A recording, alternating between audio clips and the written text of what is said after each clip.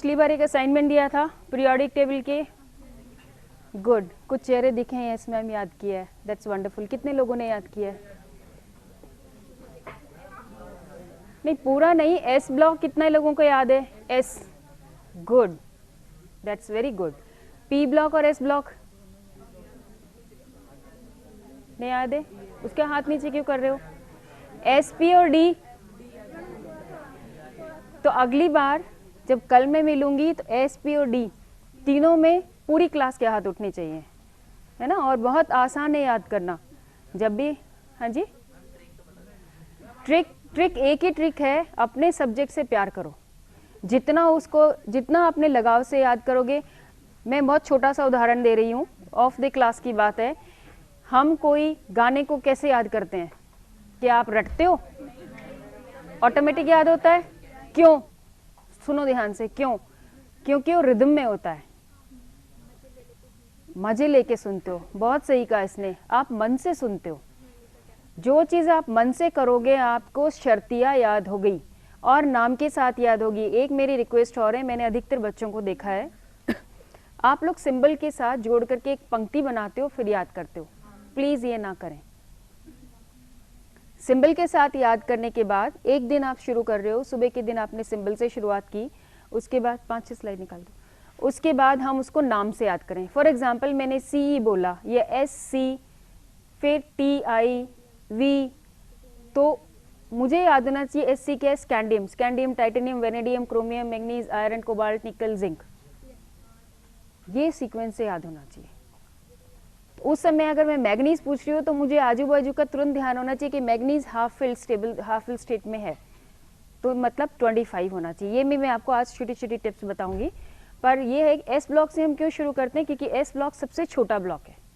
7 period है या नहीं है? तो फिर झगड़ा किस बात का था? जब हमें पता है बच्चों, छोटी सी टिप है, जब मुझे पता है, जब मैंने 6S2 की बात की थी, 6 पे मैंने क्या कहा था? लेंथेनाइट शुरू होता है। छठा पीरियड डंडी का आपकी, छठे पीरियड पे ये देखिए एस्ट्रिक लगा हुआ है। और यहाँ मैंने आपको क्या बताया था? n-2 ऑर्बिटल उपकक्षक का भरना, यही कहा था। और किसकी बात की थी?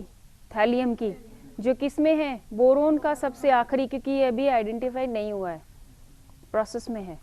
तो ये जो 7th वाली रो है, 7th वाली रो जब मैं कह रही हूँ, या 7th वाला पीरियड है, ये अभी कंटिन्यूस चल रहा है, नॉट येट डिफाइंड। कुछ डिफाइन हुए हैं, कुछ का नॉमेनक्लेचर हुआ है लेटेस्ट, पर अभी ये प्रोसेस में है, डिस्कवरी में।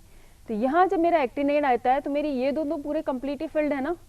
यहाँ तो ट्रेंड भी नॉर्मल रहेगा, जो हमने पिछली बार बात की थी, पिछली परसों की क्लास में। ट्रेंड क्या क्या? साइज, आकार के बारे में बात की थी, आयनन विभव के बारे में बात की थी, बंधुता के बारे में बात की थी, इलेक्ट्रोनेगेटिविटी के बारे में बात की थी। तो ये जो ट्रेंड है ये बिल्कुल आकार के साथ जुड़े हुए हैं। आकार के घटने और बढ़ने के साथ ही हमारा ट्रेंड नॉर्मल रहेगा। डाउन द ग्रुप जाएंगे, आकार बढ़ रहा है तो बढ़ रहा है, कहीं घटेगा नहीं। लेफ्ट से राइट जा रहे हैं तो उसमें आकार घट रहा है, ठीक है। तो ये मुझे ध्यान होना चाहिए। जब मैं एस ब्लॉक की बात करी तो कुल सिर्फ 14 एलिमेंट याद करने हैं। कितने में से? मोटा मोटे अगर मैं लेती हूँ तो 118 में से। बहुत मोटा अगर मैं देखती हूँ तो अभी जो आइडेंटिफाइड हैं उन नामों के हिसाब से 118 हैं, है ना, अंदाज से। 118 छोड़ दो तो हम कितने ले लेते हैं? 103, 104, 105, 106। हालांकि मैंने 8, 9, 10, 11, 12, 10 तक दिए हुए हैं, है ना। उसमें से अगर मुझे 14 भी अच्छे कंठस्थ हो जाते हैं, उल्टा पुल्टा कैसे भी, चाहे मैं रो में पूछूं यानी पीरियड में, चाहे मैं ग्रुप में पूछूं, तो मुझे याद होना चाहिए। बहुत सिंपल है वो, क्योंकि शुरुआत हम एस ब्लॉक से करते हैं। जब भी नया पीरियड शुरू हो रहा है, नई आवर्त शुरू हो रही है, मैं सबसे पहले एस ऑर्बिटल उपकक्षक भरूंगी। तो हमें इलेक्ट्रॉनिक कॉन्फ़िगरेशन को करने के लिए इंपॉर्टेंट 2 टिप हैं आपके। पहला टिप कि मुझे एस ब्लॉक याद हो, सभी तत्व कौन से वाले आवर्त में मौजूद है। अगर मैं सीजियम की बात कर रही हूं तो छूटते ही मेरे दिमाग में आना चाहिए कि सीजियम पूरा आखिरी नहीं है, सेकंड लास्ट है और 6th में है। उसके बाद फ्रेंशियम है। क्लियर? और यही मैं अगर सीजियम के कॉन्फ़िगरेशन की बात करूंगी तो मुझे क्या चीज याद होनी चाहिए? नोबल गैस, ये मुझे याद होनी चाहिए। तो जब मैं 6s2 S1 भरूंगी सीजियम का, तो मेरे पास कौन कौन सी चीज कंप्लीट होनी चाहिए, नोबल गैस का 5th वाली रो पूरी होनी चाहिए कंप्लीट, यानी 5वीं आवर्त के अंदर जो भी नोबल गैस आएगा उस नोबल गैस का भरा हुआ होना चाहिए। और ये है हमारा जेनन, एक्सी जेनन है ना, और जेनन क्या है 54। ठीक है, तो अब मुझे कॉन्फ़िगरेशन सीजियम की लिखनी हो तो मुझे क्या करना पड़ेगा, पहले तो सीजियम की मुझे पोजीशन बताओ। तो सीजियम मेरा अल्कली अल्कलाइन में है, एस ब्लॉक में है, कहाँ है, फर्स्ट ए में है, तो यानी S1 कॉन्फ़िगरेशन, nth S1 ठीक है, n मुझे भी ध्यान नहीं है। तो मुझे अगर एस ब्लॉक के तत्व याद हैं तो मैं कर सकती हूँ उसको कि किसके बाद क्या आएगा, lithium, sodium, potassium, rubidium, caesium. तो छठे पे आ गया, तो ये मेरा किस में बदल गया, 6 में। तो डेफिनेटली इससे पहले मैंने जो पीरियोडिक टेबल का एक खाका बनाया था, तो इससे पहले मेरे पास क्या आएगा, यहाँ अगर 6th है तो इससे पहले क्या आना चाहिए, नोबल गैस, यानी 5th, और 5th के अंदर क्या आएगा, ये 5th में S भी है, P भी है, D भी है, F भी है, सभी हैं, लेकिन क्या क्या भरा हुआ है, हमेशा ध्यान रखो n-1 तो D भरता है, n-2 F भरता है। तो अगर मैं n-2, बच्चे लिखो नहीं, समझ लो, क्योंकि ये चीज़ बहुत सिंपल है, हम प्रैक्टिस करेंगे तो और समझ में आएगा। 5th में से अगर मैं 1 माइनस करती हूँ तो 4D, ये तो पॉसिबल है। 5th में से अगर 2 माइनस करती हूँ 3F, क्या ये पॉसिबल है, क्लियर। तो यानी इसमें एक्टिनाइड सीरीज नहीं है, लेंथेनाइड एक्टिनाइड सीरीज नहीं है, ये क्लियर है। और हमें पता है सीजियम के बाद बेरियम और फिर लेंथेनाइड है, ठीक है। तो अब मेरे पास क्या क्या भरा जाएगा, 5S, पहले तो ये 2 भरे जाएंगे, और उसके बाद मेरा क्या है, डी ब्लॉक है, संक्रमण तत्व, और संक्रमण तत्व कब भरे जाते हैं, आपके n-1 में, यानी 4D में। और 4D कब भरा जाएगा, सॉरी 5P कब भरा जाएगा, इसके बाद, है ना, 4D के बाद। तो मेरा 5S2 आ गया, और यहाँ क्या आ गया, 4D 1 से 10, क्लियर। 2 ये हो गए, ये हो गए, और P कितना है, 6, क्यों, क्योंकि मेरा जेनन तक पहुंचने के लिए मुझे ये ऑक्टेट कंप्लीट होना चाहिए। 5D था लेकिन खाली था, F है लेकिन खाली, तो मेरी कॉन्फ़िगरेशन क्या हुई, ये सारा मुझे मालूम होना चाहिए यहाँ तक। D भरेगा लेकिन कौन सा, अंदर वाला। तो बाह्यतम कोश हुआ है मेरा 6th, 6S1। उससे पहले सारी कॉन्फ़िगरेशन या तो आप सीधे सीधे लिख दीजिए जेनन की 54, और उसके बाद सीजियम की, यही है, यही है। देखो आप पीरियोडिक टेबल में एक बार देख लेते हैं, आपकी किताबों से ही है ये, आपके इसमें उलझता बहुत है अभी। 55 दिख रहा है। तो अगर मुझे एटॉमिक नंबर भी ध्यान है और जेनन का ध्यान है 54 है, तब तो कुछ करना ही नहीं, जेनन सीधे लिखा और सीजियम और S1, क्योंकि मुझे पता है 54 में एक आएगा तो 55 होगा और वो सीजियम ही होगा, क्लियर। तो मुझे वो जो जिगजैग आप बनाते हो, जो हम पैटर्न शुरू करते हैं कि जिगजैग बना के फिर हम कॉन्फ़िगरेशन लिखें, कुछ नहीं करो। पहला टिप, मुझे एस ब्लॉक के तत्व याद हो। दूसरा टिप, मुझे उसके अकॉर्डिंग, पीरियड के अकॉर्डिंग नोबल गैस ध्यान हो, क्योंकि नोबल गैस भरने के बाद ऑक्टेट यहाँ खत्म होता है, उसको खत्म होने के बाद ही मेरा एस शुरू होगा। और कॉन्फ़िगरेशन के ऊपर, इलेक्ट्रॉनिक विन्यास के ऊपर आधारित कई सारे प्रश्न आते हैं, तो इसलिए इस चीज़ को आप कभी लाइटली मत लीजिए कि आवर्त सारणी याद नहीं करेंगे तो भी केमिस्ट्री हो जाएगी। आपकी 50% केमिस्ट्री सॉल्व हो जाती है। क्यों? क्योंकि आवर्त सारणी कैसे बनी है, प्रॉपर्टीज के आधार पे, गुणधर्म के आधार पे।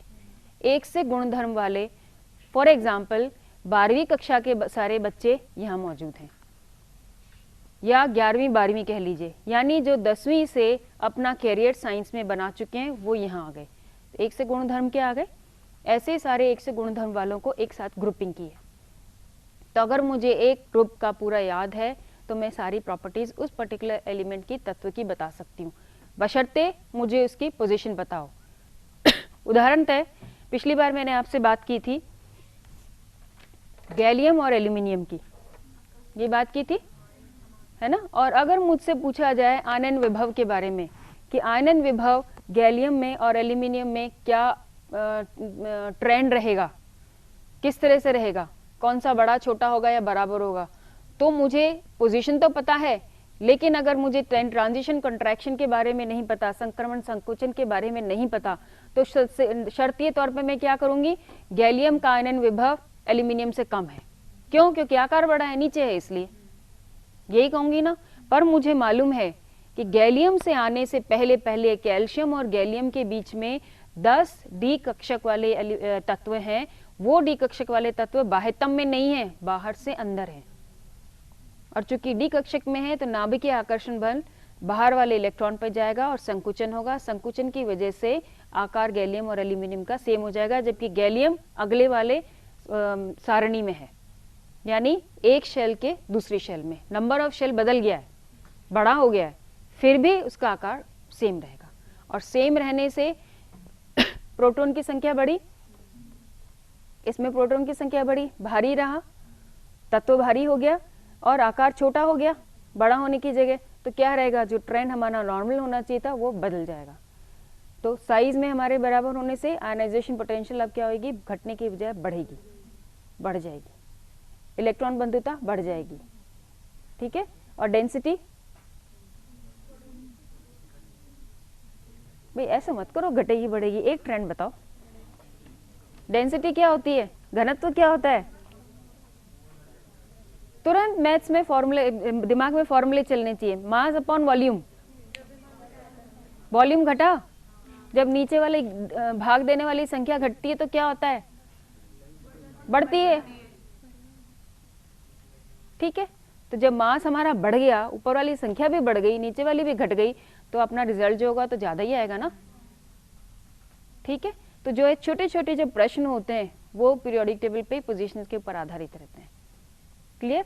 तो जब कल अपन क्लास में मिलेंगे तो एस ब्लॉक तो आपको नाम से ध्यान होंगे ही होंगे, कोशिश करिएगा पी में भी और डी परसों तक याद कर लीजिएगा, पर ये एस, पी और डी कंठस्थ होने चाहिए, ठीक है, और नाम के साथ होने चाहिए, सिंबल के अलावा। क्योंकि कई बार क्या होता है, हम टी आई और टी एल और टी एच इन सब में फर्क नहीं कर पाते हैं, ये अमूमन देखा गया है बच्चों के साथ। T I is titanium, T L is, देखिए अभी कंफ्यूजन हो गया, thallium, T H is thorium, मैं बता देती हूँ आपको, लिखो नहीं कुछ भी, सब किताबों में है। टी आई टाइटेनियम, ये कहाँ है, डी ब्लॉक में है, स्कैंडियम के बाद टाइटेनियम। टी एच थोरियम, ये कहाँ है, कहाँ है, देखो थोरियम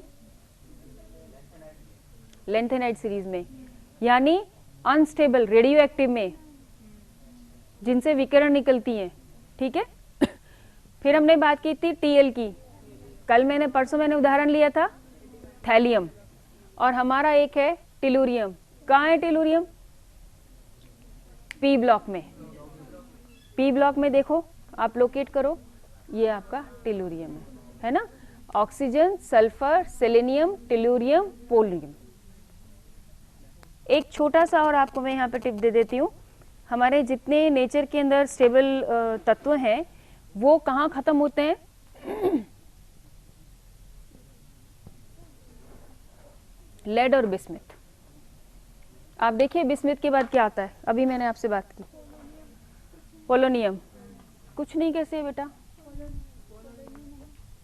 ये लेड है कार्बन के नीचे, हमने कल बात की थी परसों, बिस्मिथ है नाइट्रोजन का सबसे आखिरी, फिलहाल आखिरी क्योंकि अभी आइडेंटिफाई नहीं हुए, नाम नहीं दिए गए, और ऑक्सीजन के नीचे पोलोनियम।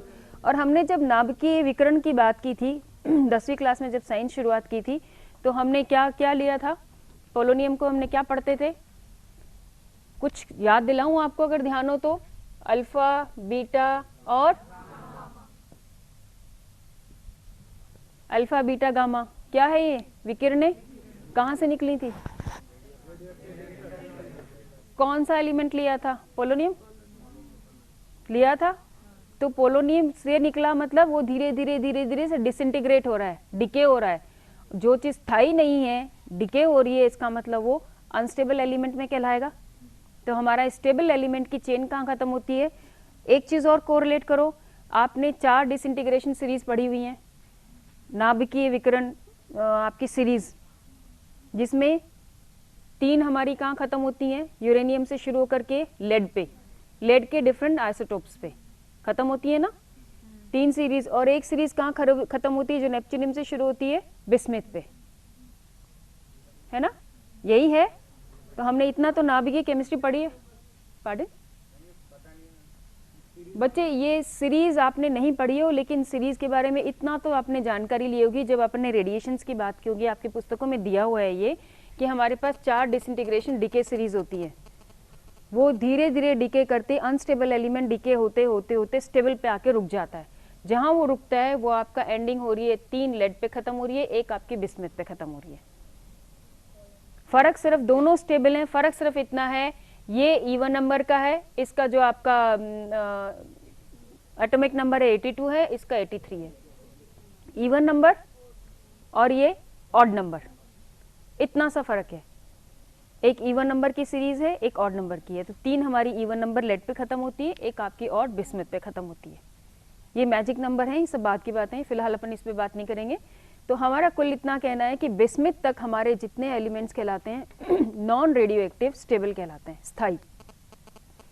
पोलोनियम के आगे से जितने भी हैं आपके, polonium, astatine, radon, francium, radium, actinium की पूरी सीरीज, ये सारी आपकी, और एक्टिव में जब बात करेंगे तो सीरियम से लेके देखो आप, सीरियम, प्रोसोडियमियम, नियोबियम से सारी जितनी सीरीज हैं आपकी, सारी की सारी मैन मेड आर्टिफिशियल तत्व हैं जो कि radio active series, radio active elements कहलाते हैं।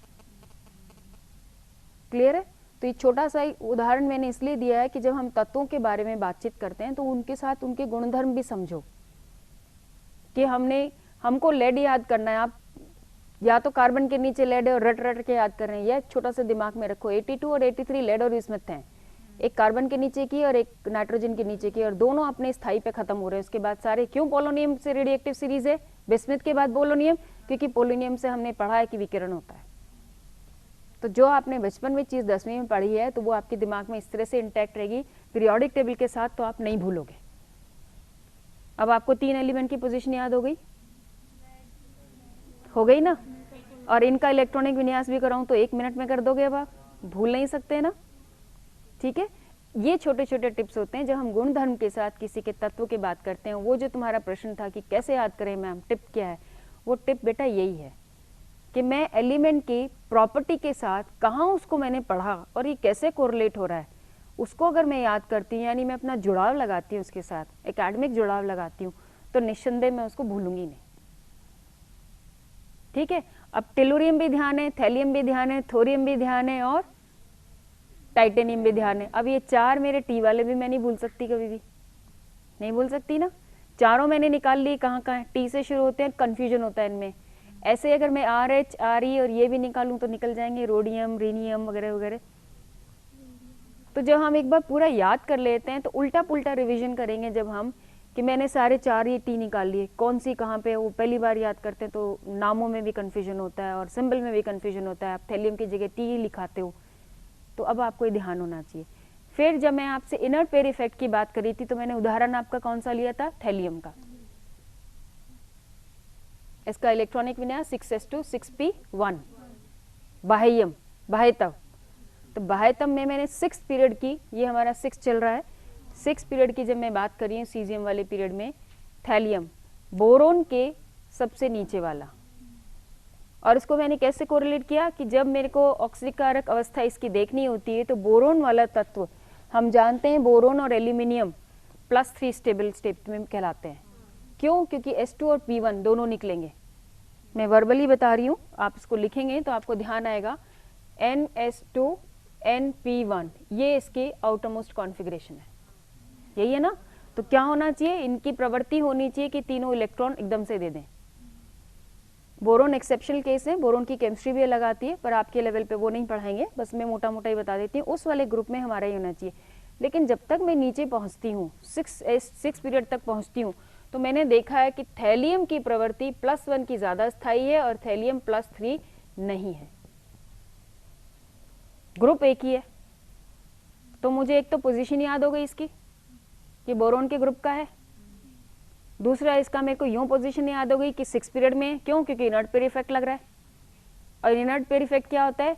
2 इलेक्ट्रॉन का युग्म जो कि अक्रिय हो किसी भी केमिकल कॉम्बिनेशन में या किसी भी केमिस्ट्री के रिएक्शन के इन्वॉल्वमेंट में।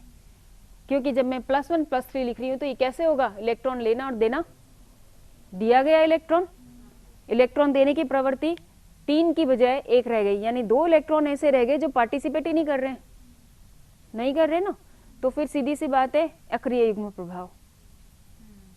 और जब मैं इधर की तरफ आती हूँ, दाएं से बाएं, लेफ्ट से राइट में यूं चलूंगी दिस साइड, ये प्रवृत्ति धीरे धीरे क्षीण होने लग जाएगी। क्यों होगी? क्योंकि पी के इलेक्ट्रॉन बढ़ने लग गए हैं, और हमने पढ़ा है ये फंडामेंटल रूल कि जब जैसे जैसे इलेक्ट्रॉन बढ़ने शुरू होते हैं नाइट्रोजन तक, यानी नाइट्रोजन के ग्रुप में बिस्मिथ तक का हाफ फील्ड अर्धपूरित अवस्था आ जाएगी पीरियोडिक टेबल में। इसलिए आपको बोलते हैं पीरियोडिक टेबल याद करो। आज तो मैंने शो कर दी, हो सकता है कल नहीं करूं। थैलियम, लेड, बिस्मिथ किस में है? नाइट्रोजन, है ना। नाइट्रोजन में क्या है? अर्धपूरित अवस्था।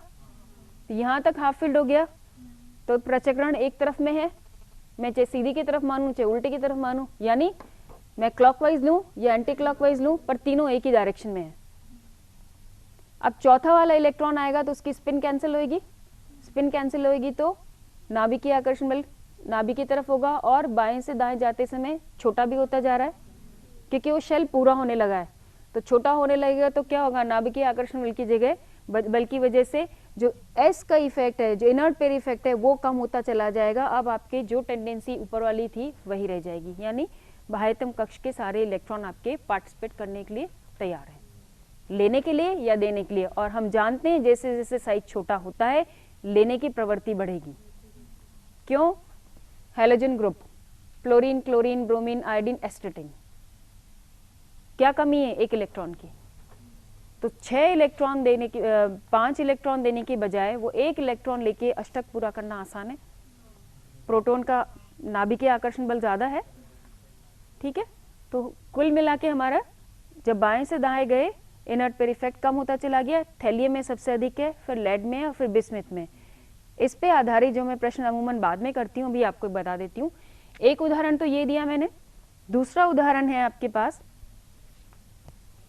कार्बन के ग्रुप का, जो अमूमन हम प्रश्नों में देखते, इसमें एग्जाम में देखते हैं। कार्बन मोनोऑक्साइड, कार्बन डाइऑक्साइड, ठीक है, लेड मोनोऑक्साइड, लेड डाइऑक्साइड, इनमें से कौन सा स्थायी और क्यों? थोड़ा सा सोचना, करना, फिर बताना। तब तक मैं बचा हुआ बोर्ड साफ कर लेती हूँ। प्रश्न समझ में आ गया? दोनों के एक ही ग्रुप के हैं भैया, लेड और कार्बन, 4th के ही है ना। जिन्होंने बिल्कुल पीरियोडिक टेबल नहीं याद किए उनके लिए ये देखो, carbon, silicon, germanium, tin, lead, ठीक है। CSIGE SNPB, ये याद किया था, अब नाम से याद करना।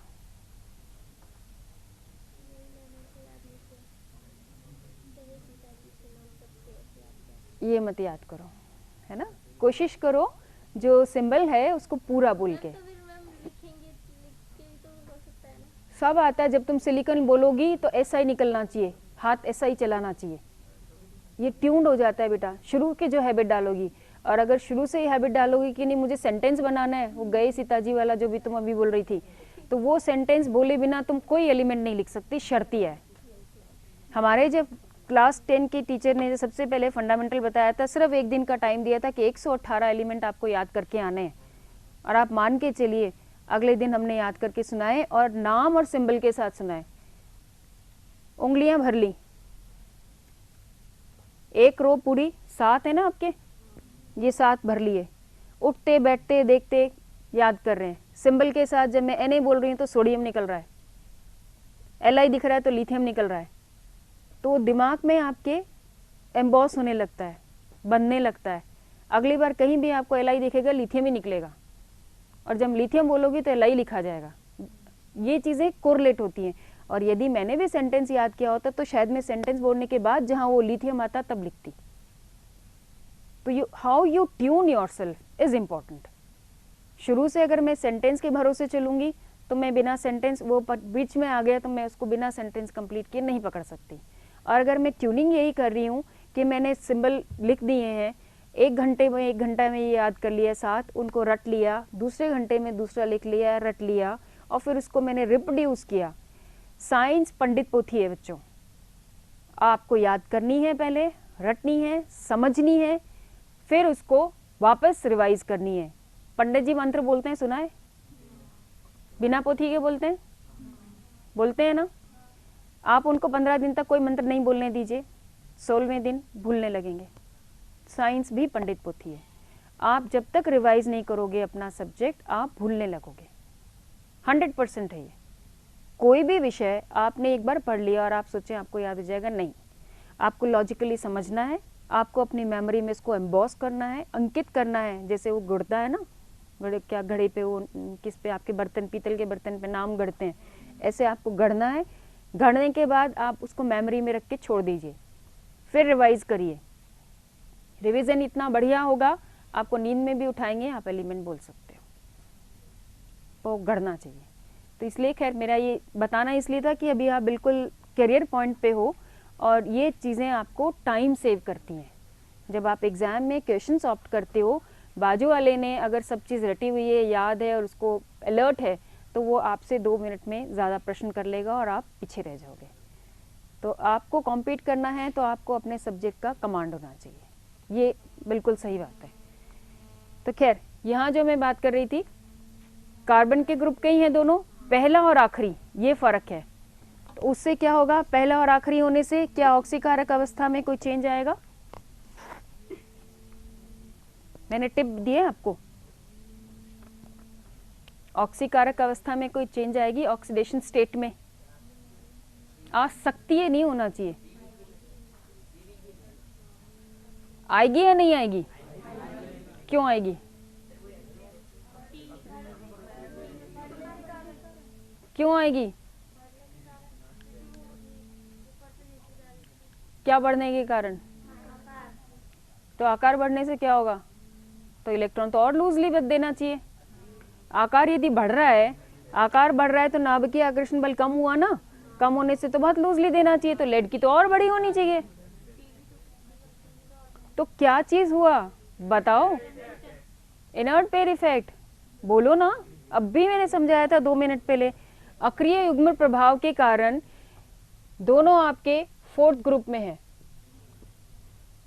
मैं कॉन्फ़िगरेशन लिखूंगी इसका, इलेक्ट्रॉनिक विन्यास, तो मेरा इलेक्ट्रॉनिक विन्यास ये होगा, ठीक है। पहले वाले कार्बन का N क्या है? 2,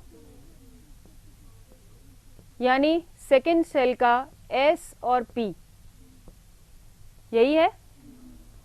दोनों इलेक्ट्रॉन निकलने की संभावना प्रबल है, और हम जानते हैं कार्बन CH4 है या नहीं है? चारों इलेक्ट्रॉन निकले, और CO, C double bond O, +2 state, +4 state. ये ज्यादा स्थायी है कि ये ज्यादा स्थायी है? +4। क्यों? क्योंकि पूरी शेल के इलेक्ट्रॉन आपके यूज हो गए। दूसरी बात, यहाँ एक कंसेप्ट और आता है, विद्युत ऋणात्मक, इलेक्ट्रोनेगेटिविटी।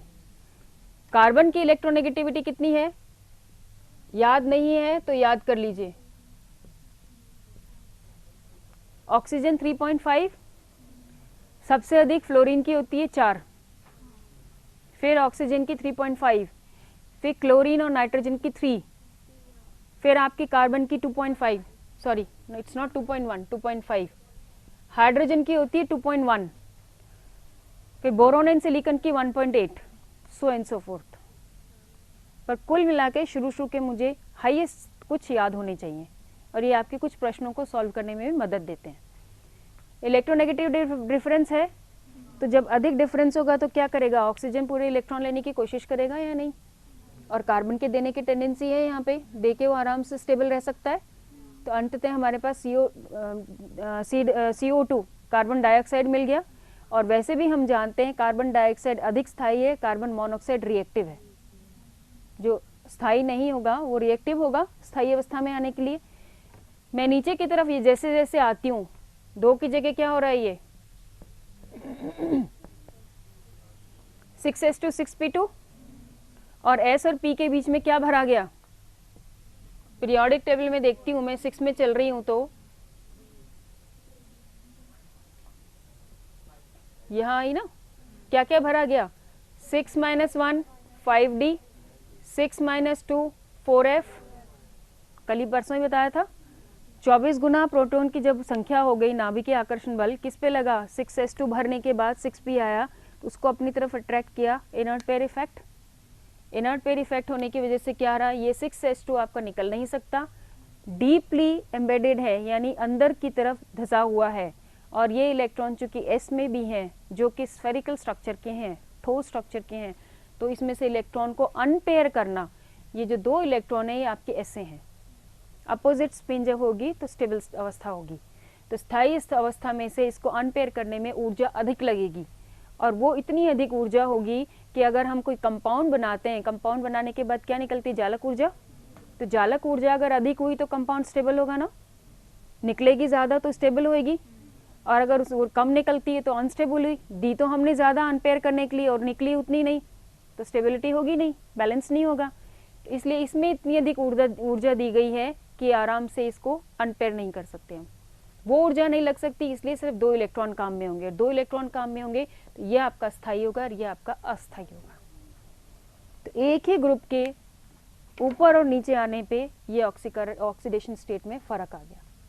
तो इसलिए जब हम पी ब्लॉक की प्रॉपर्टी पढ़ते हैं, जो हम आगे पढ़ेंगे, अभी तो मैं पीरियोडिक टेबल के संदर्भ में बता रही हूँ, जब हम आगे पढ़ेंगे तो हम देखेंगे कि जब हम वेरिएबल वैलेंसी यानी एक से अधिक ग्रुप नंबर, वर्ग नंबर से अधिक वैलेंसी वाली ग्रुप को जब देखते हैं हम, तो हमारा पी ब्लॉक के तत्व भी उसमें आते हैं। क्यों? क्योंकि इनर्ट पेयर इफेक्ट की वजह से आपके संख्या बदल जाती है, पहला पॉइंट। दूसरी बात, जैसे कार्बन के अंदर +2 भी है, +4 भी है, -4 भी है, तो वेरिएबल वैलेंसी आ गई। ठीक है, तो ये चीज़ तो जब हम पी ब्लॉक में अलग से पढ़ेंगे तब बात है। एक उदाहरण ये है, इसी तरह से दूसरा उदाहरण आपका आएगा नाइट्रोजन एंड बिस्मिथ का। आप देखिए नाइट्रोजन, और नाइट्रोजन के कितने इलेक्ट्रॉन निकल सकते हैं, 3 तो पी के हैं और 2 एस के, 5 निकलते हैं। कोई एग्जाम्पल दे सकते हो? इसको चेक करिएगा आप, इसके 5 होते हैं और जैसे जैसे मैं नीचे आती हूँ, बिस्मिथ में +3 स्टेबल स्टेट होती है बजाय +5 के। फिर वही कारण, हालांकि क्षीण होता चला जाएगा इनर्ट पेयर इफेक्ट का, लेकिन यही आपके जो S2 इलेक्ट्रॉन है they are not going to participate. Clear? तो ऐसे कई उदाहरण दे करके आपको, यही उदाहरण आपका एंटीमनी के साथ भी आ सकता है, टिन के साथ भी आ सकता है, इंडियम के साथ भी आ सकता है, लेकिन इसके मुकाबले यहाँ पे इनर्ट पेयर इफेक्ट कम होगा। ठीक है, तो जब हमें कंपैरिजन में मिले, मान लीजिए आपका टिन का और कार्बन का कंपैरिजन आ गया, तो आपको ध्यान होना चाहिए कि कौन से वर्ग में है और कौन से पीरियड में है और उस पर क्या इफेक्ट लगेगा, तो ताकि उससे हम उसको कोरिलेट करके जस्टिफाई कर सकें। ठीक है, ये चीज़ें क्लियर हो गई। चलिए अब रूटीन पे आइए अपने जहाँ पढ़ रहे थे। हमने बात की थी, ये सब पढ़ लिया था।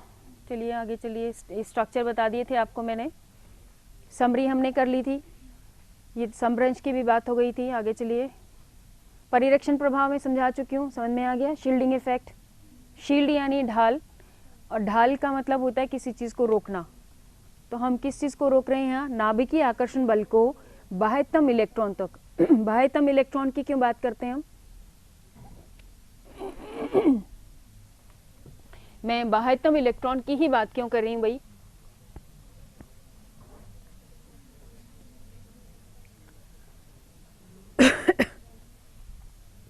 ये नाभिकीय आकर्षण बल है, और मान लीजिए मेरे शेल, खूब सारे शेल हैं,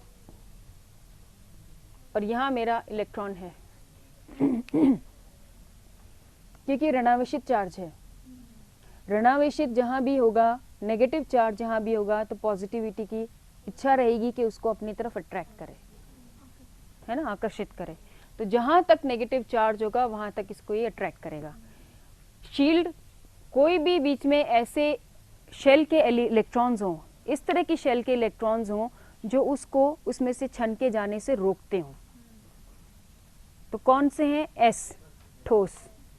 ठोस है, उसमें से आर पार नहीं हो सकती। तो अगर मैंने एक उदाहरण आपको कल परसों भी दिया था डी ब्लॉक के बारे में, जब हमने ट्रांजिशन कॉन्ट्रैक्शन की बात की थी, यदि डी ब्लॉक का स्ट्रक्चर की जगह या डी ब्लॉक की बजाय यहाँ एस होते, और अज्यूम कर लीजिए एक बार, हम ऐसे सोचते हैं आर्बिट्रेरी कि इन एस में 1 से 10 इलेक्ट्रॉन है, 10 ठोस हमारे भरे हुए हैं, तो नतीजा क्या होता? बाह्यतम वाला जो पी इलेक्ट्रॉन है वो लूजली घूम रहा होता है ना, और आकार बढ़ गया होता। क्यों? क्योंकि न्यूक्लियर फोर्स ऑफ अट्रैक्शन बढ़ने के बावजूद उसमें से छन के बाहर वाले इलेक्ट्रॉन तक नहीं पहुंचता। पर अभी क्या है कि बाह्यतम इलेक्ट्रॉन के अंदर वाले में हमारा या तो डी है या एफ है, अंदर से अंदर वाला, और दोनों की शेप स्ट्रक्चर क्या है? जब मैं शेप या स्ट्रक्चर की बात करती हूँ तो इलेक्ट्रॉन की 3D के अंदर, स्पेस के अंदर कहाँ तक पहुँचे। मैं अगर इसको विजुलाइज करूँ 3D के अंदर, तो इलेक्ट्रॉन 360 में गोलाकार में घूम रहा है और इतना कंटिन्यूअस है कि वो एक तरह से ठोस स्ट्रक्चर बना रहा है। पी शेप में घूम रहा है, एस पी एक्स वाई और जेड में, और डी में यानी between the axis and along the axis, और इसी तरह से एफ में।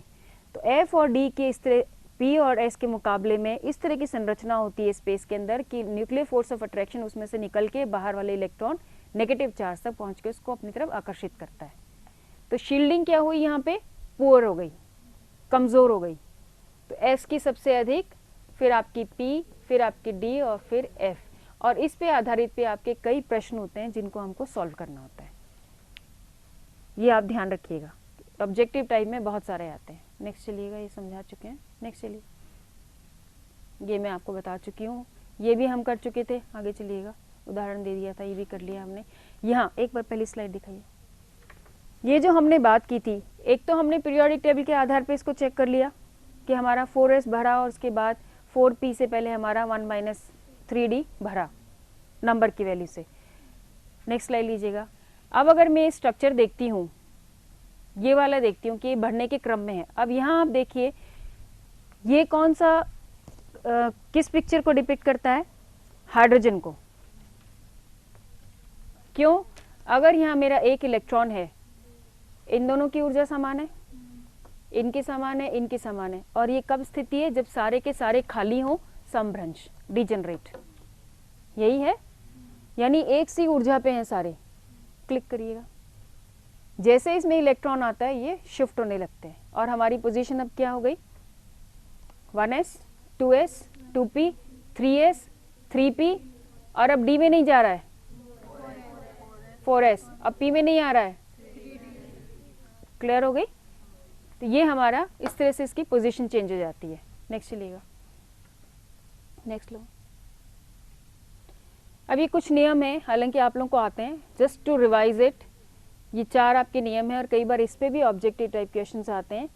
डेफिनेशन रटिए नहीं, इसको समझ लीजिए सिर्फ।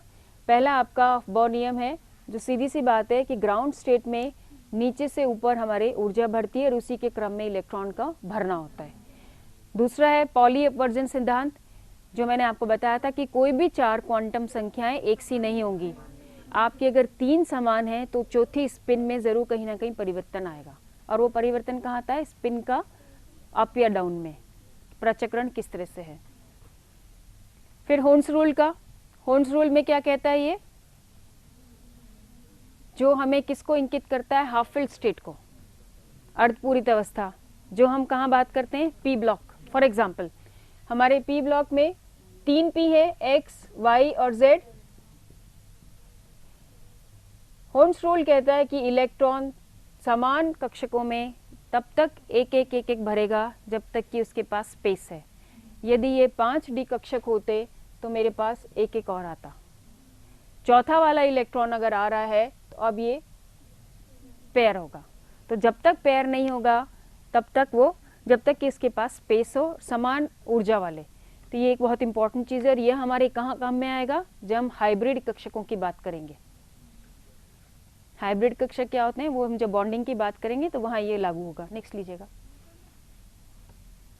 अब एक कॉन्फ़िगरेशन अपन भर लेते हैं, और नहीं करो क्लिक। P15 फॉस्फोरस है। फॉस्फोरस कहाँ उपस्थित है, P ब्लॉक, नाइट्रोजन में। गुड, नाइट्रोजन में, और नाइट्रोजन में है तो हाफ फिल्ड स्टेट होनी चाहिए पहली बात, और नाइट्रोजन के ठीक नीचे है, तो मुझे पता है नाइट्रोजन कौन सी वाली है, मैं P ब्लॉक का पहली रो में, P ब्लॉक की पहली रो है, तो क्लिक करते ही मुझे क्या समझ में आना चाहिए कि P ब्लॉक पहली रो मतलब मेरा सेकेंड ऑर्बिटल है, यही है, तो सेकेंड ऑर्बिटल में भरा जाना चाहिए। और नाइट्रोजन के अंदर मेरा अगर हाफ फिल्ड स्टेट है तो फॉस्फोरस में भी हाफ फिल्ड स्टेट होगी, लेकिन इसके नेक्स्ट है तो थर्ड आएगा, आवर्त सारणी तीसरी होगी, तो 3s2 3p3, और उससे पहले वाला नोबल गैस नियॉन। इतनी देर नहीं लगनी चाहिए थी, नेक्स्ट टाइम इससे भी जल्दी आंसर देना। नियॉन है ना, क्यों, क्योंकि मेरे पास क्या है 3s2 आया और 3p3 आया, ये कितने हो गए 5, 10वां क्या है नियॉन, 15 ही तो है, P15 सामने लिखा हुआ है। अब मुझे कोई जिगजैग नहीं बनाना पड़ा, नहीं बनाया ना, मुझे नोबल गैस ध्यान था, मुझे इसकी पोजीशन पता थी, छूटते ही मैंने आवर्त सारणी यानी आउटर मोस्ट कक्षक कौन सा होगा वो पता किया, पोजीशन पता है, हाफ फिल्ड स्टेट है 3s2 3p3, 5 इलेक्ट्रॉन 10, यानी 10 कहाँ से आए, नोबल गैस से, नोबल गैस 10 में कौन सी होती है, नियॉन होती है। Clear, we didn't take any time to find the, zigzag बना रहे हैं, फिर उसको एरो बना रहे हैं, फिर उसको राइट डाउन कर रहे हैं, we save time for our competition exams. Clear, अब इसको भरना देख लेते हैं, although it's very simple, just एक ट्यून करने के लिए होता है। चलिए नेक्स्ट चलिएगा, क्लिक करिए, 2 इलेक्ट्रॉन 2s में आ गए, क्लिक करिएगा। अब 11 इलेक्ट्रॉन भरने हैं तो हमारे क्लिक करते जाओ, P6 में आ गए, फिर हमारे नेक्स्ट थर्ड शेल शुरू हो गई, और अब जो 3 इलेक्ट्रॉन बचेंगे वो आपके सिंगली ऑक्यूपाएंगे। हुंस रूल क्या कहता है कि 3 अगर कक्षक आपके उप कक्षक खाली हैं, समान ऊर्जा वाले हैं, तो आपके तीनों इलेक्ट्रॉन सिंगली ऑक्यूपाई होंगे, अनपेयर्ड अप नहीं होंगे। और फॉस्फोरस के नेक्स्ट क्या है भाई, नहीं याद आए तो ये सोच सकते हो नाइट्रोजन के बाद ऑक्सीजन, ऑक्सीजन के नीचे सल्फर, तो सल्फर होगा। ठीक है, तो ये छोटे छोटे टिप्स हैं, पीरियोडिक टेबल में जब आप याद करते हो तो आपको ये हेल्प भी करती हैं। तो अगर मेरे को यहाँ पे सल्फर होता तो सीधी सी बात है P4 कॉन्फ़िगरेशन हो जाती है ना। और वो मालूम है हमको कि जब सल्फाइड आयन की बात करते हैं तो सल्फाइड आयन में सीधा सा मुझे H2 माइनस दिखता है। कहाँ से आया H2, याद करना हो तो बस छोटे छोटे टिप्स हैं ये। हाइड्रोजन सल्फाइड, और हाइड्रोजन का तो सीधा सा बताया +1 आएगा, रेयर केसेस में माइनस आता है, अदरवाइज +1 आता है, +1 आता है, ये सीधा H2S यानी 2 हाइड्रोजन निकाल दीजिए, S2 माइनस हो गया, और the reversible vice versa. Next लीजिएगा, नेक्स्ट ले लो, स्किप कर दो, इसमें कुछ खास नहीं है, बता चुकी हूँ मैं। नेक्स्ट ले लीजिए। अब ये पहले एक बार ये हमारे लिए बहुत इंपॉर्टेंट चीज़ है, कुछ प्रश्न इस पे आधारित भी होते हैं, और ये फिर वही रिवाइज कर रही हूँ मैं, आपसे रिपीट कर रही हूँ कि हमको पीरियोडिक टेबल में तत्वों की अगर पोजीशन ध्यान है तो हम अर्धपूरित और पूर्ण पूरित की स्टेबिलिटी के आधार पे सीक्वेंस बना सकते हैं, या कौन सा अधिक स्थायी होगा कौन सा कम ये बता सकते हैं। ठीक है, और अर्धपूरित पूर्ण पूरित उपकक्षक सबसे अधिक स्थायी के होते हैं, ये एक बार अपन देख लेते हैं। 3 कारण हैं इसके, हालांकि आपकी पुस्तकों में दिया हुआ है। पहला है आपका इलेक्ट्रॉनों का सममिति वितरण, समान वितरण, similar distribution, homogeneous distribution, equal distribution, किसी भी शब्द में आप समझ सकते हो इसको। जैसे कि हाँ, मैंने एक उदाहरण लिया है आपका 3D में, ये हमारे पास डी कक्षक है, ठीक है, पांचों आपके समभ्रंश हैं, डीजेनरेट हैं, तो मेरे इलेक्ट्रॉन की 5 इलेक्ट्रॉन की 3D में ऐसे आएगी। अब इसके आने से क्या मेरा फर्क रहा, आपेक्षिक रूप से कम परिलक्षित हैं, एक दूसरे को शील्डिंग कर रहे हैं, है ना, कम कूलम्बिक प्रतिकर्षण ऊर्जा है, और तीसरा क्या है, एक्सचेंज एनर्जी, है ना। नेक्स्ट देखते हैं, आइए, विनिमय ऊर्जा, विनिमय ऊर्जा सबको मालूम है एक्सचेंज एनर्जी होती है। नेक्स्ट कर लीजिए, मैं इसको बता देती हूँ। और ये एग्जाम्पल है आपका। मैं अगर पहले वाले इलेक्ट्रॉन को देखती हूँ इस इलेक्ट्रॉन की कितनी है, 1 2 3 4, सेकेंड वाले की इतनी, थर्ड वाले की इतनी, 4 वाले की, इन सब को अगर मैं समायोजित करती हूँ, सम अप करती हूँ, तो मेरे पास इतना सारा एक्सचेंज एनर्जी है जो इसको औरों से अधिक स्थायी बना रही है।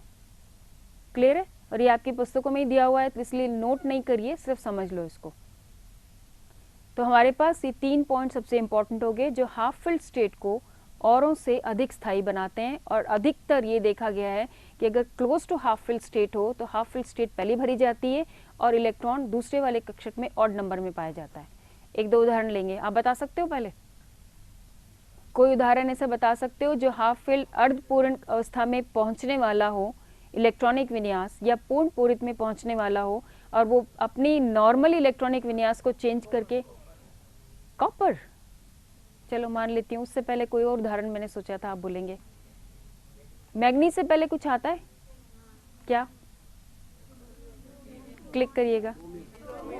Chromium, chromium. सीजियम किसने बोल दिया था भाई?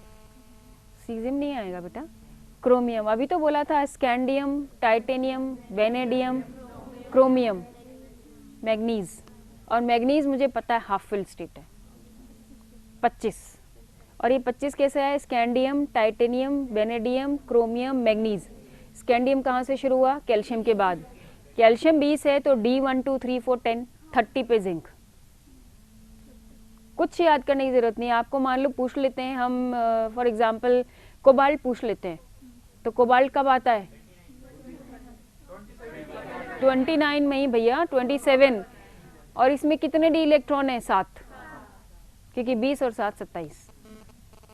ठीक है, तो जब ये चीजें भी आप पढ़ते हो तो उसको थोड़ा सा गौर कर लिया करो। नेक्स्ट चलिएगा। टाइटेनियम 22 इलेक्ट्रॉन से क्लिक नहीं करना, भी 22 इलेक्ट्रॉन है। और अपने को पता है टाइटेनियम की पोजीशन कहाँ है, TI, अभी अपन ने बात किया था स्कैंडियम के जस्ट बाद में। 22 है तो D2 इलेक्ट्रॉन हो गए। तो बाह्यतम कक्षक क्या होगा? बाह्यतम इलेक्ट्रॉनिक विन्यास क्या होगा हमारा? इसका क्या होगा? जब मेरा ये first row of D orbital है, D ऑर्बिटल की पहली रो है, तो सीधी सी बात है मैं 4th पीरियड की बात कर रही हूँ, क्योंकि 4 - 1 3D शुरू होता है। क्लियर? तो ये तो हमारा 4s2 तो पूरा हो गया। अब नेक्स्ट मेरा 4p खाली पड़ा है, लेकिन बीच में क्या भरा जाएगा? D, और ये D में ही है, और D का दूसरा तत्व है। तो दूसरा तत्व है तो कैल्शियम तक मेरे ये 20 हो गए, तो क्या होना चाहिए? 3D2। ये कॉन्फ़िगरेशन हो गई। क्लियर? इसको देख लेते हैं एक बार। और यही चीज़ हम यहाँ, तो मैं इसको स्प्रेड कर, हाँ क्लिक करिए, स्प्रेड करके कर रहे हैं। और नहीं तो हम इसको नोबल गैस से भी कर सकते हैं। 20 से पहले नोबल गैस 18 पे कौन आती है? आर्गन। कुछ एक उदाहरण इस तरह के हैं, जल्दी से ले लेते हैं इनको। Vanadium, scandium, titanium, vanadium 23, D3 configuration. 23 के साथ क्लिक करना चाहिए, D3 कॉन्फ़िगरेशन। निकल है तो 28, D8। कॉपर 29 तो D9। जिंक अपना 30 है ही तो D10 है ना। आगे चलिएगा। क्रोमियम 24।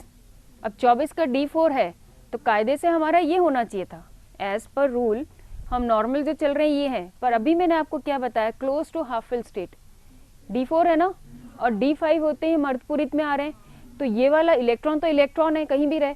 अगर ये इलेक्ट्रॉन यहाँ आ जाता है तो इसके पास विनिमय ऊर्जा, एक्सचेंज एनर्जी बढ़ जाएगी और ये अधिक स्थायी हो जाएगा, तो हमारे पास स्टेबल स्टेट आएगी। अक्सर हमारे पास जो क्रोमियम का होता है वो, नेक्स्ट लीजिएगा, इसमें क्लिक करो। ये जो एक इलेक्ट्रॉन है यहाँ आ जाता है और हमारे पास ये अधिक स्थायी ऊर्जा हो जाती है। ये नीचे आएगा, अभी क्लिक करो, अधिक स्थायी अवस्था आ गई। क्यों? क्योंकि अब आपके 5 इलेक्ट्रॉन ऐसे हैं जो अर्धपूरित अवस्था में है और इनकी विनिमय ऊर्जा अधिक हो गई, क्योंकि पांचों आपके एक से ऊर्जा पे आ गए। 4s भी आ गया और 3D भी आ गया। क्लियर? तो ये अधिक स्थायी होगा। यही सिद्धांत आपके कॉपर के लिए। क्लिक करिएगा, सिंपल सा है, उसमें भी आपको यही दिखाई देगा। तो ये याददाश्त के ये कुछ पॉइंट हैं। D4s2 होगा तो D5s1 हो जाएगा, D9s2 होगा तो D10s1 हो जाएगा। क्लियर है? अब एक यहाँ पे मैं बात आपको बता देती हूँ, वो एग्जाम पॉइंट ऑफ व्यू से, कि जो लास्ट में आता है जिंक, मरकरी और यही है ना? मैं कई बार गलत हो सकती हूँ क्योंकि मुझे एग्जाम नहीं देना ना, एग्जाम आप लोगों को देना है। सही हूँ? क्या है? देखा, आप लोगों ने किसी ने नोट नहीं किया, इसने नोट किया। कैडमियम और हाइड्रोजन बेटा, मरकरी बच्चे, पारा है, इसको तो याद रखो। इसीलिए मैंने जानबूझ के लिखा कि कितने लोगों ने याद किया। तो ये आपका पहले, ये आपका बाद में, जिंक, कैडमियम, मरकरी। ठीक है, ये हमारा सूडो ट्रांजिशन एलिमेंट कहलाते हैं।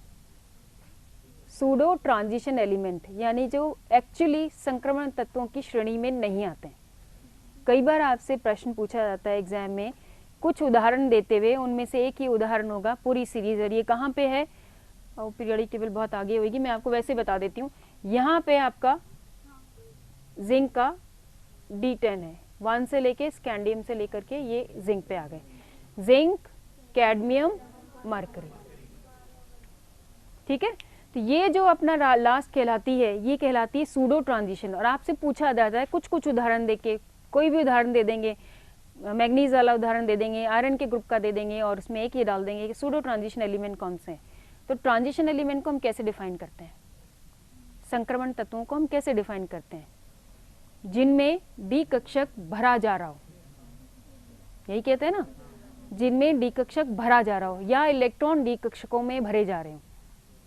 और यहाँ क्या है, पूर्ण भरा हुआ है, कंप्लीट है ना, इसलिए ट्रांजिशन एलिमेंट में होते हुए भी नहीं है।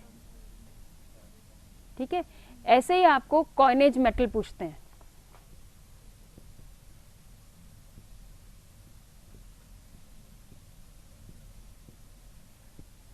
कॉइन एज, COIN, कॉइन, सिक्के, सोना चांदी, सही पकड़ा। क्या है बताओ? कॉपर, चांदी नहीं, अब सिंबल बोलो, कॉपर, सिल्वर, गोल्ड। और ये कहाँ है D9 कॉन्फ़िगरेशन वाले? कॉपर, सिल्वर, गोल्ड नहीं, यही है सिर्फ कॉपर, सिल्वर, गोल्ड। और इससे कैसे याद करते हो? आपके सबसे पहले सिक्के कहाँ से शुरू हुए थे? बचपन सबका निकला है, सबने कहानियां सुनी है दादा दादी से, नाना नानी से, और सबने राजाओं की सिक्कों की जरूर कहानियां सुनी है, 100% सुनी है ना। काय के सिक्के चलते थे? स्वर्ण मुद्राएं, स्वर्ण मुद्राएं। फिर थोड़े और हम चांदी पे आ गए, फिर हम सिल्वर पे आ गए, और अब हम बिल्कुल एलॉय पे आ गए। पर ये तो तय है कि कॉइनेज मेटल की बात आएगी तो हमारे यही आएंगे, है ना।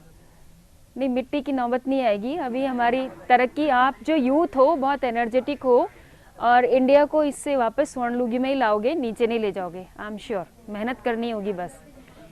तो ये जो चीज़ है, जब हमें पूछा जाए कॉइनेज मेटल कौन से हैं, तो हमको ध्यान होना चाहिए, है ना। ऐसे चाल्कोजेंस सुना तो है भाई, ये चाल्कोजेन मैम ने कुछ कहा है, P ब्लॉक में आते हैं, गुड।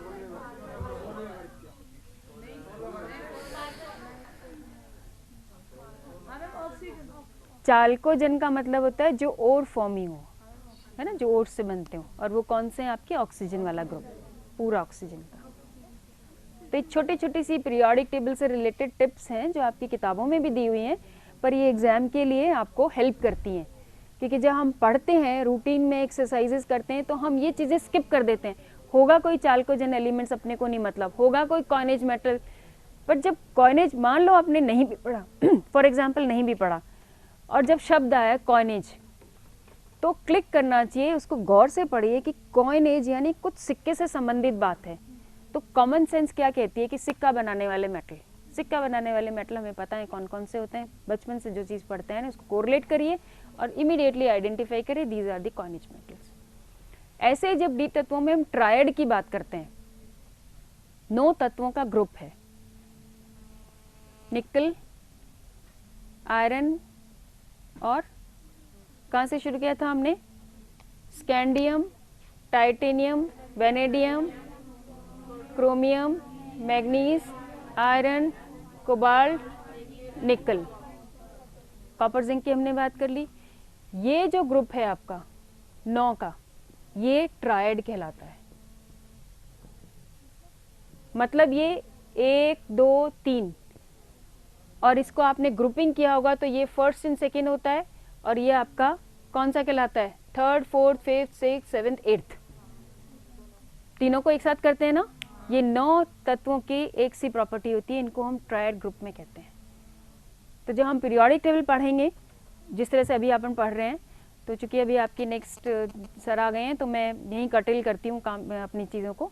तो जब हम पीरियोडिक टेबल पढ़ते हैं तो प्रॉपर्टीज़ के साथ साथ ये छोटी छोटी चीज़ें और पढ़िए कि जो 9 एलिमेंट है वो एक साथ क्यों हैं, कॉइनेज एलिमेंट कौन से होते हैं, चाल्कोजेन कौन से होते हैं, सूडो ट्रांजिशन एलिमेंट कौन से होते हैं, ताकि अपने को एग्जाम में अगर कोई ऐसा ऑप्शन मिलता है तो उसको हम छोड़े नहीं। क्लियर? तो कल जब मिलेंगे तो पीरियोडिक टेबल की पूरी याद होगी।